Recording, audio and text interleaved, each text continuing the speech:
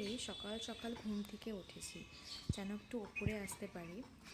ঠান্ডার দিনে উপরে আসতে খুব ভালো লাগে, এত সুন্দর রৌদ্র পড়ে পুরো ছাদটাতে। তো তাই সকাল সকাল ঘুম থেকে উঠে উপরে এসেছি। তারপর নিচে গিয়ে আমি চা বানাচ্ছিলাম।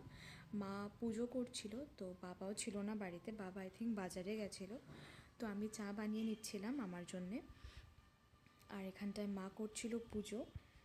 তো মার সকাল সকালই মা পুজোটা করে নেয়, মোটামুটি 8-8:30-র মধ্যে মা ঠাকুর ঘরে ঢুকে যায়। তো ওই দিন আর ব্রেকফাস্টের খুব একটা ঝামেলা রাখিনি। আগের দিন গুয়াহাটি গেছিলাম, তো কেক ফ্রুটস সব নিয়ে এসেছিলাম। আর এদিকে মা বানাচ্ছিল মাছের ঝোল। তো মা আমাকে বলেছিল ধনে পাতাটা নিয়ে আসতে ফ্রিজ থেকে। তো ধনে পাতাটা এনে আমি দিয়ে দিচ্ছিলাম, আর মা যেহেতু বাবা অফিস যাবে, তো এখানটায় মাছ টাছটা আমি দিয়ে দিয়েছিলাম। আর এখানে আমার স্নানও শেষ। আমি আর মা এখন একটু বেরিয়েছি।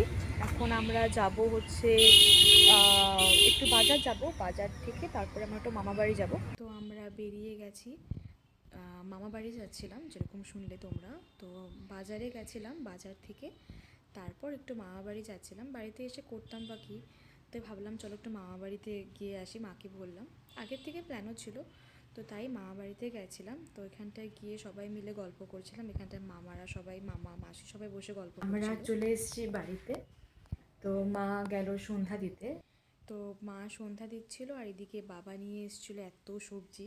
ঠান্ডার দিনের সবজি দেখে খুব সুন্দর লাগলো, তাই একটা ভিডিও করলাম ছোট্ট করে। আর বিকেলে আমি বানাচ্ছিলাম চাউমিন চাউমিন বানাচ্ছিলাম, কারণ বিকেলে ভাইও আসবে, আর দুপুরের খাবারও তাড়াতাড়ি খেয়ে নিয়েছিলাম, তো তার জন্য আমি চাউমিনটা বানাচ্ছিলাম।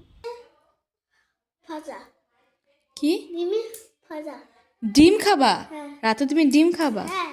আচ্ছা, ডিম কি সেদ্ধ নাকি তুমি ঝোল খাবা? না, সিদ্ধ সেদ্ধ খাবা? রাতে বানাবো এইসব সবজি দিয়ে একটা মিক্স ভেজ। আর এখানে মা ভিজিয়ে রেখেছে ডালিয়া, তো ডালিয়া বানাবো। এটা হচ্ছে পরের দিন সকালে মা বানাচ্ছিল লুচি আর সাদা আলুর তরকারি। তো এই আজকের ব্লগটা এই অবধি থাক, আর অন্য কোনো দিন অন্য একটা নতুন ব্লগের সাথে তোমাদের সবার সাথে দেখা হবে। ততদিনের জন্য টেক কেয়ার এভরিওয়ান।